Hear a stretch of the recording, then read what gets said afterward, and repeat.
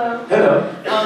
First of all, I just want to welcome you guys to the con. This is my first TFcon. Having you two here has been really, really special, and I really appreciate you guys coming. Oh, thank you. Thank you.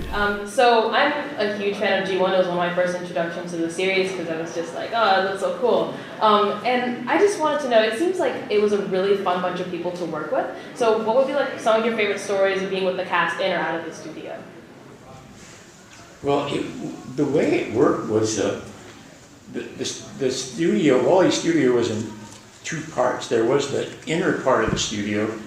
There was a big table where we sat waiting to go on when we were going to be in that scene. And if we weren't in that scene, we were out in the hall carrying on.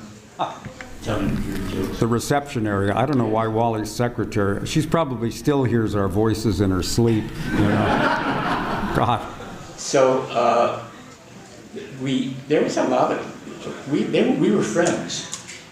One of the things I noticed that sitting around that table, everybody was a cartoonist. And it was amazing to me that all of these guys were cartoonists, and they were doing cartoon voices, you know. And I was a cartoonist as well, not a very good one. But one guy just did eyes. That's all he just did, pretty eyes. But what was your question? What are just like some fun stories of being with the cast in or out of the studio? Yeah, it was an interesting time. I think it's changed now. You're starting to get young people who've never done anything but voiceovers, working in voiceover. But back then, I think the only person I knew who started out in the business was Corey Burton, who wanted to be a voice actor since his teenage years. But everybody else you would run into came from some other field. Jack and I came out of radio. You would meet stage actors, television actors, movie actors, comedians, writers. Yeah. And the stories that you would hear were just wonderful. You mentioned Roger C. Carmel, and he sweated more than any other human being I have ever seen. I'm not joking. He would bring a bath towel. Yeah, but that was the dope. Well, maybe that's what it was. I don't know. But he would bring a bath towel to sessions, and he would be mopping his brow, and by the end of the day, the bath towel would be wringing wet. And for some reason, he detested Charlton Heston.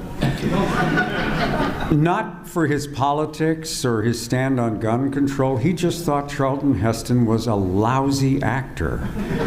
And it was like the old Three Stooges bit, Niagara Falls. Slowly I turn, step by step.